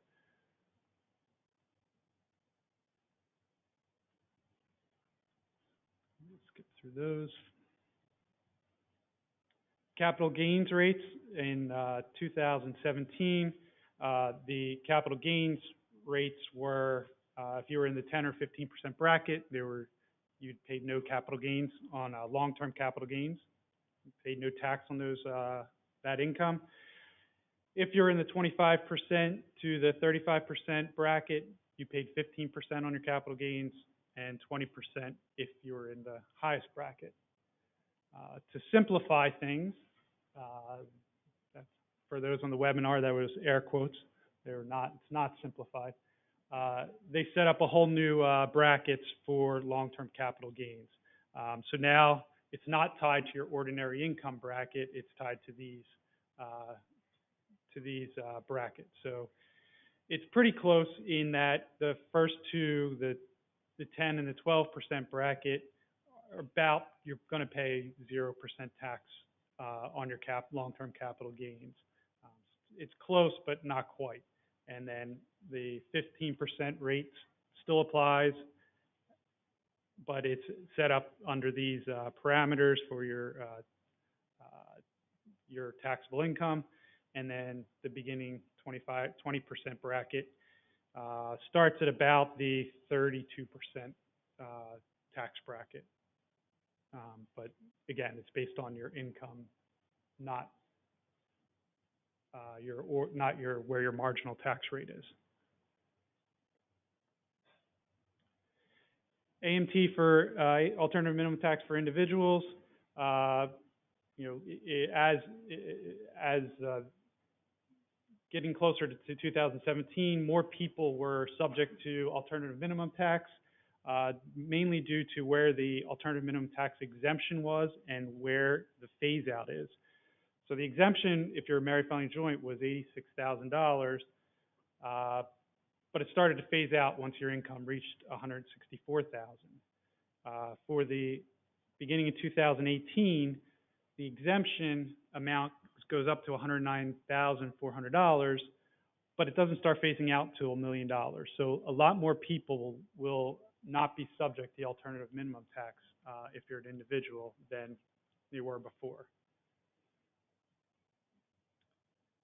Tax withholding has been a highly publicized area that you see a lot of articles about. Take a look at your withholding. Because of the tax bracket changes with all the new tax laws, you should be looking at this. The Tax Act drastically changed the way you as an individual are going to be calculating your federal taxes. And despite what the tax says, not everyone's going to have a reduction in taxes. The only way you're going to know is if you run the numbers. Your employer is not required to have a new W-4 for you to take into consideration these changes. And I briefly went through the withholding tables, but they were adjusted for the Act beginning 2018, but not all the changes of the Act are reflected within the tables. It's impossible. I mean, as you can see with the qualified business income deduction, it's almost impossible to calculate that deduction, let alone have it reflected within these tables and many of the other changes that are reflected in the Act. And Sean, the one thing there is that with the withholding, if you don't check that, you may end up in the situation where your withholding has been reduced more than your actual tax will be reduced on your return. So although your tax may have gone down, you may owe, it is possible that you could owe money, but your tax be less than it was the prior year because of the difference in withholding. So it's just a little note. Yeah, I'll go through a brief example of that in a minute. Type of situations where you may result in incorrect withholding. I can check off a few of these boxes. Married with both spouses working, you hold more than one job at the same time or only work for a part year, you have children and you claim credits, you have older dependents, including children 17 years or older, you have itemized deductions in 2017, you have high income where you have more complex tax returns, or you received a large tax refund or had large tax bills for 2017. So in any of these situations, you may want to look at your withholding. How do you correct it? You can revise your W-4 to correct your over or under withholding. The more allowances you claim, the lower your withholding. If you claim 0 allowances and that still isn't enough, you can ask your employer to withhold more money at an additional flat amount. I want to caution you, if you're going to revise your 2018 withholding for any over or underage that you may have, you'll have to go back and revise your W-4 for 2019 to reflect the full year. So just a caution there if you want to get your money back sooner. So if you're going to completing of the W-4 should be easy, but it's not. They propose new form W-4s, which are even more complicated. And so we're not sure where it's going to end up, but again, it should be something that's easy. The IRS has an online calculator that's good, but not great. If you wanted to try to do it, you'll need your pay stub, you'll need a copy of your 2017 return, and you're going to know how the tax law is going to affect your 2018 tax return. So not all of those things are going to be easy to do when you try to do the online calculator, or you can hire us, and we can help you out in fixing that. Short illustration, Sarah is a New York resident. For 2017, she had $200,000 of income from wages and other sources, $33,000 in itemized deductions, including $28,000 for state and local taxes. She owes about $41,400 for federal tax, and her withholding was set so she received a refund for 2017 of $100. So because of the changes in the tax brackets and the tax rates, Sarah, she has the same income and deductions, although she's limited for her state and local income taxes to $10,000. So she loses $18,000 of state and local tax deductions. Take-home pay rises because the tax brackets and the tax rate tables have changed. So she gets more in her take-home pay of $5,300, reflecting the newer, lower withholding tables. Overall, Sarah's total federal income tax bill will go down by about $520. But because of her withholding, she got more take-home pay. She's going to owe the IRS $4,700. So you can see where you may not see what happens with your withholdings and how that looks with your overall tax situation unless you go through the process of running the numbers. As an employer, you should be aware that your employees may want to change their W-4s, and if you're nice, you may want to inform them that they may want to take a look at this and flood your payroll service with a bunch of new W-4s. Bonuses, just a note on bonuses. Before the statutory rate of required withholding on bonuses was 25%. That's now down to 22% to reflect that change in the bracket. So you need to be aware of that. If your income is over that 25% bracket, I see this a lot of times with clients. The high wage earners, they get bonuses. They're taken out flat. What is 25? Now it's 22. Highest rate is 37%. You have a 15% difference in that rate that they may not be aware of. So Couple of more items on individual issues. Standard deduction, as a lot of people have heard, is about doubled going from 2017 to 2018. Personal exemptions reduced from $4,050 to zero, so now no personal exemptions. We talked about state and local income taxes a bit. Again, there's a cap for married filing jointly of $10,000 on your total. If you think about it, your real estate taxes are $6,000, and you earn $100,000 in your Pennsylvania resident. So your state and local income taxes between 3% and a 1% local is about $4,000. You're already up at about that $10,000 cap. So I see a lot of taxpayers are going to be losing out on deductions that they got before. The Act retains the election to use sales and use tax. That's for our Florida residents. And there is a big push to prepay your state and local income taxes in 2017 to get that deduction. You weren't able to do that unless you were actually billed for the taxes in 2017. Note that your taxes aren't limited for your business. So rental property tax, real estate taxes, there's no limitation to offset your rental income.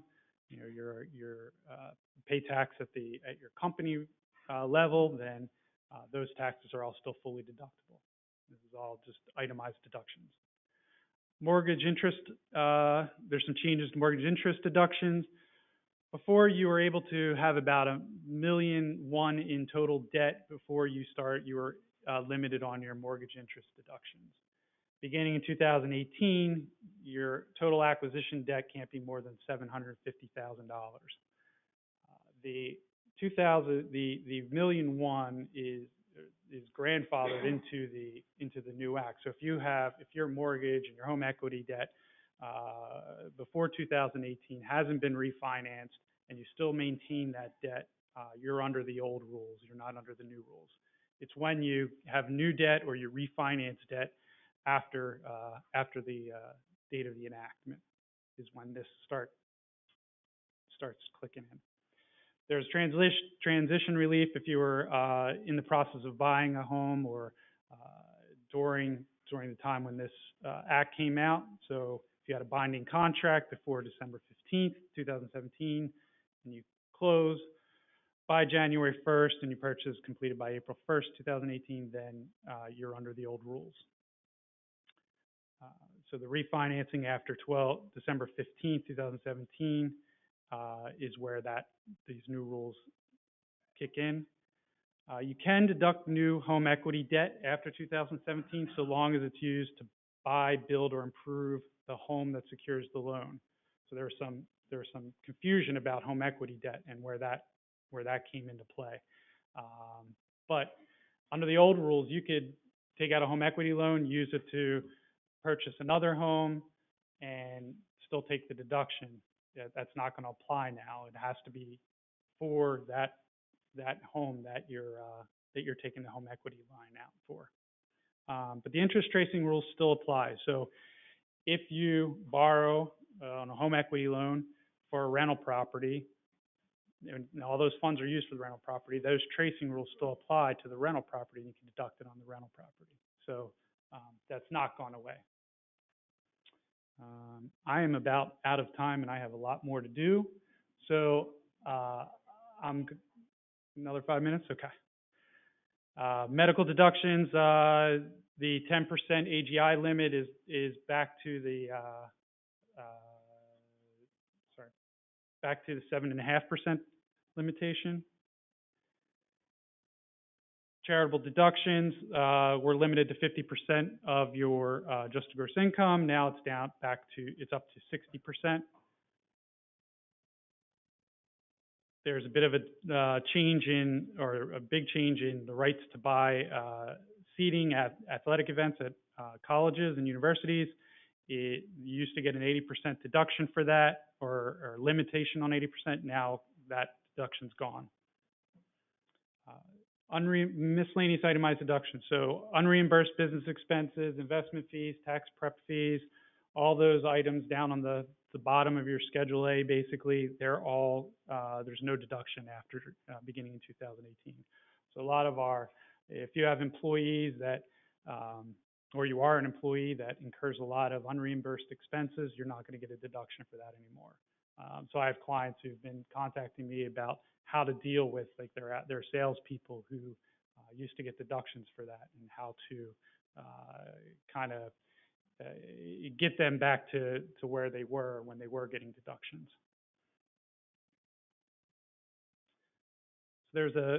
I have a lot of information on foreign income and foreign reporting. Basically, if you owned a foreign corporation and you had deferred income, you have to pay a tax on that basically in 2017. I'm going to skip through some of this to stay on target, but just know that's in there. Foreign information reporting: if you have a foreign bank account, you own a foreign corporation, foreign partnership, foreign disregarded entity, or you're a U.S. company that is owned by a foreign person or foreign company, you have information, could have information reporting that is required. So anything with foreign assets not held with a investment company here in the U.S. that's a publicly traded company, you may have some foreign reporting. There are severe penalties for not filing these forms. If for foreign bank accounts, the penalty, they could take, the IRS could take 50% of the value of your account. So when I say severe, they're severe. And there's other forms in here. I've included just a brief summary of each one of these forms. We've dealt with all of these forms in the firm. We have clients that is affected by this, so just know it's not something that's not out there, but it's more common than you realize.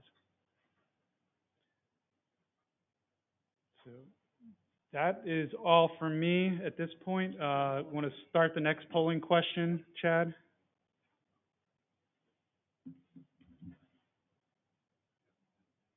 Okay, so you have a minute to answer that. There's a question? If you are a U.S. citizen earning income in a foreign country, and you're paying income tax in that country, do you have to make a return in the U.S.? Yes, the question is, if you are a U.S. citizen, you have income earning in a foreign country, and you pay tax in that country on that income, do you have to report that in the U.S.? The answer is yes. But then you will get a credit on your tax return for those taxes paid in that foreign country. Now, it may not be the same exact because of different tax rates and different rules with how the computation works, but in general, you should have a credit to help offset all or some of that U.S. tax on that income. Okay, the polling question's closed now. Up next is Jeanette Hassis, and she's got some more tax hack stuff. Good morning, everyone. Hi, I'm going to go over some of the miscellaneous stuff, just kind of finishing up with what was changed with the tax reform that didn't fall under specifically just the businesses or the individuals. The first thing that I wanted to touch on was with regards to the net operating loss. The net operating loss, those that are familiar with it, if you had a loss, you used to be able to take it back 2 years. Well, they've changed that. Apparently, they realized that with this tax reform bill, even though they had the business deduction, they had a lot put into that. They also needed to go after the companies that weren't making money. So what they did was they kind of pulled in rules that they had already in place with regards to farming, where they capped you at what you could take as a deduction. So now what we have is what's now called the excess business loss. So the net operating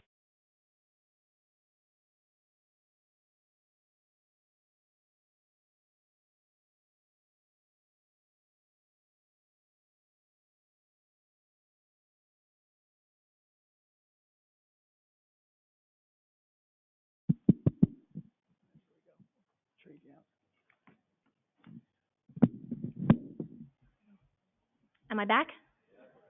I am? Okay. Sorry about that. So this only affects the non-corporate. So the corporations, they still have the net operating loss available. It's really just the pass-throughs and the individuals who now have this excess business loss deduction. What this excess business loss deduction is basically what they're going to do is limit you, and it's going to be the excess of your deductions over your business, over the income, and then they give you what they consider a threshold. So if you're a single taxpayer, you get $250,000. If you're married filing joint, you get $500,000. This basically is preventing people from taking business losses to offset other sources of income. So if I have a husband who is an executive and he makes $1 million a year, and his wife is she has her own business and she's losing $700,000 a year, well, she's not going to get all of that deduction to offset against the husband's wages. She's going to be limited to the $500,000. So I have a couple quick examples here. First, if I have a single taxpayer who has their own trade or business and they have $200,000 of income, they have deductions of $500,000, what would their excess business loss be? It would be $50,000, and that would be the $500,000 of expenses less the $200,000, which nets them a $300,000 loss, but they're given that $250,000 threshold. So they would have an excess business loss of $50,000. What's going to happen with that $50,000? It's going to get carried forward into the future, and I'll talk about that here in just a second. Same situation, but now I have a husband and wife. The taxpayer or spouse, they have $500,000 of loss of expenses, $200,000 of income. Overall, it's a $300,000 loss. But in that situation, I don't have an excess business loss because my threshold on a married filing joint is $500,000. So they are allowed to take the full $300,000. And the last one is if both businesses, same situation, they both have a $300,000 loss. In that case, I'm going to end up with a $100,000 excess business loss. So these excess business losses, they are applied at the individual levels, partner level, shareholder level, whatever. And going forward, I'm going to be limited to being able to take them up to 80% of taxable income in the future. So it's not like I'll just be able to say, okay, I had a $500,000 excess business loss from last year. I get to take all of that in the subsequent year. I'm going to be capped at next year's taxable income. So again, this is just another situation where they're not saying, okay, yeah, you can just take it against next year's income, which is what the net operating loss used to be. Now they're doing it against taxable income. This works together with the passive activity loss rules. Passive activity loss rules basically have to do with whether or not you're active in a trade or business. If you're active in a trade or business, you don't have these passive loss limitations. If you don't materially participate, have enough hours, actually substantially work in the business, then you could have passive loss limitations. The passive loss limitations will be applied first before this excess business loss deduction happens. So first, you're going to have to see whether or not you're active in the business. If you're not active in the business, you don't even get to the excess business loss. You're going to be limited for passive loss limitations first. Charitable contribution deductions, those changes Sean just talked about. Just one quick point with regards to the state and local tax deduction. We did have, and we do have a lot of clients who have taken advantage of the various programs that Pennsylvania has put out there, the Education Improvement Tax Credit, the Opportunity Scholarship Tax Credit, and the pre-K. The IRS came out with clarification, which I'm not sure that was necessarily clarified much, but they came out and they basically have limited us to taking the deduction to what we do not receive a benefit for. These programs that are mentioned here, most clients were doing a 2-year commitment, which Pennsylvania allowed. If I did a $10,000 contribution to one of these types of organizations, I basically was able to get a 90% credit on my Pennsylvania income tax return. The IRS has come out and said that if you get a benefit, and really they weren't going after us. Pennsylvania's had this program for years. It's been a fantastic program. A lot of people have been able to benefit from it, and the education system has benefited tremendously. But what they were trying to do was shut down a lot of loopholes that New Jersey and Connecticut and some of the higher income tax states were trying to circumvent by saying, okay, yeah, if you make a donation basically to the government, that you can take a credit on your taxes. So instead of it being a state and local income tax deduction, it's coming through as a credit. So the IRS was targeting them. Unfortunately, Pennsylvania got caught up in it. So we're kind of confused a little bit now, because now they're saying that that they weren't targeting these education programs that we were trying to fund. And if you could take it as an ordinary necessary business expense, well, generally charitable contributions aren't done in as an ordinary necessary business expense. So it just kind of leaves us a little more puzzled as to whether or not we are impacted. But we are leaning more towards, we're going to be limited to the 10%. We're only going to be able to take a charitable contribution deduction for the 10%, which is what we did not receive the benefit for as far as the state and local income tax. The next item, kiddie tax. Kiddie tax has been around for quite a while. It generally affects our younger individuals who basically parents have invested money for them, and they have a nice portfolio. They have interest dividends, those types of earnings, which is considered unearned income. Basically what the IRS did a long time ago was said, okay, yeah, anytime that we have these children, it used to be 17, they changed the rules a few years ago. Now it's if you're under 24 in school and your earned income is more than 50% of your total, then they're going to subject you to these kiddie tax rules. And with the kiddie tax rules, they basically taxed you at the parents' rates.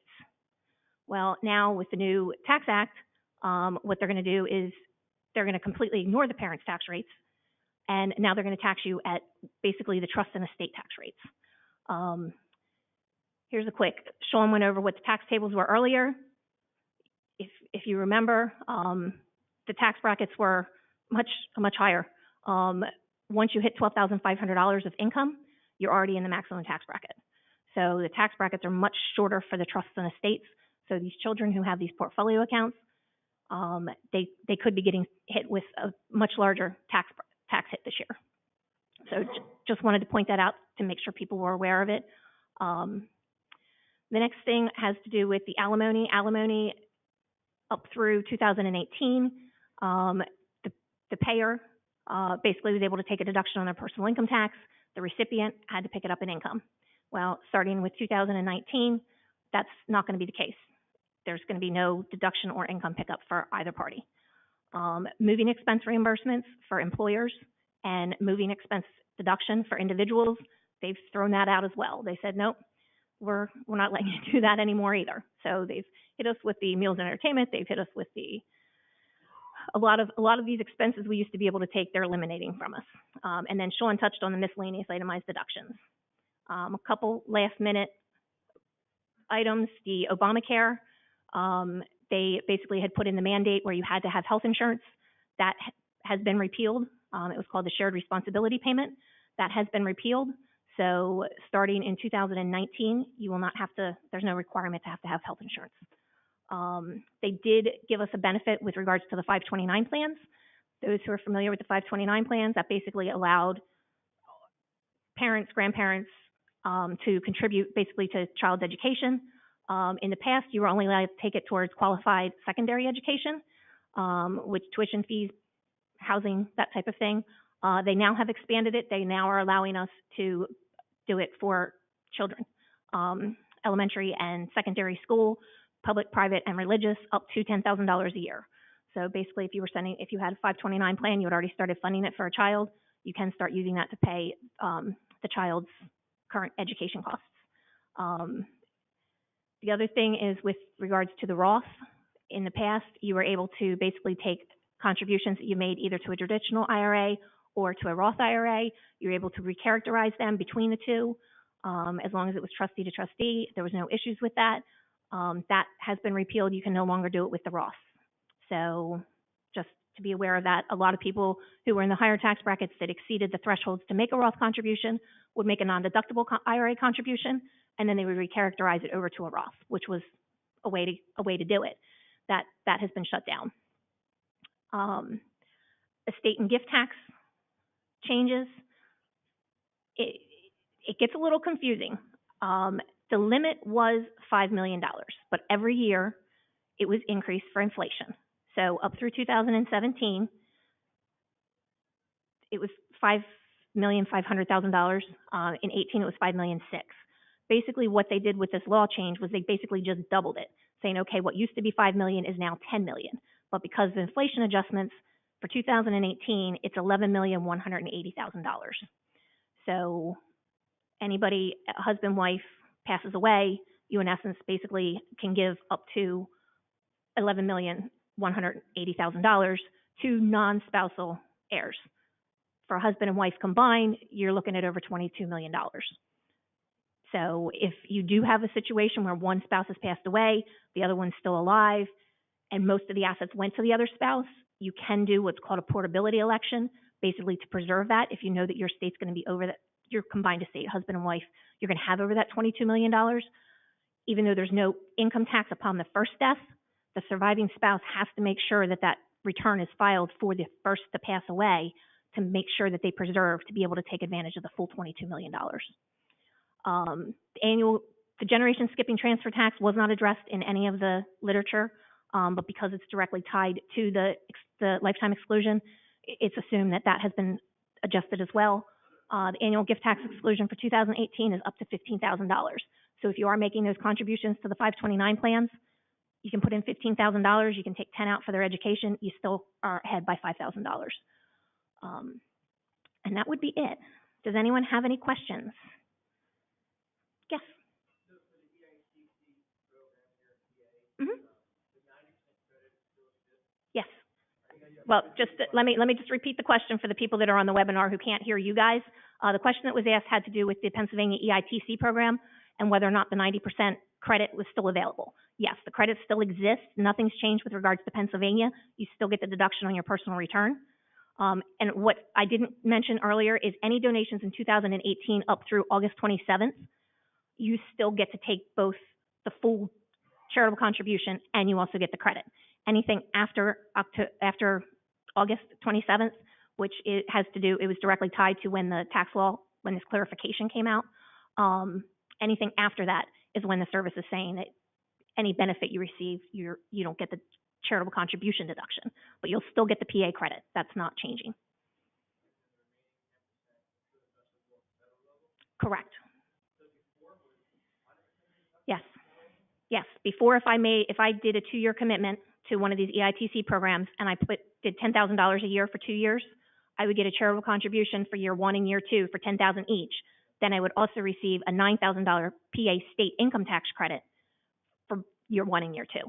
So really, I was ahead by more than 100%. So it was a huge opportunity, and like I said, we had a lot of people who were taking advantage of it, but unfortunately, we got caught up in the mess that's going on with these other states that are fighting with the law change. Any other questions? Then I will bring Rich up here to go ahead and close us out. Thank you.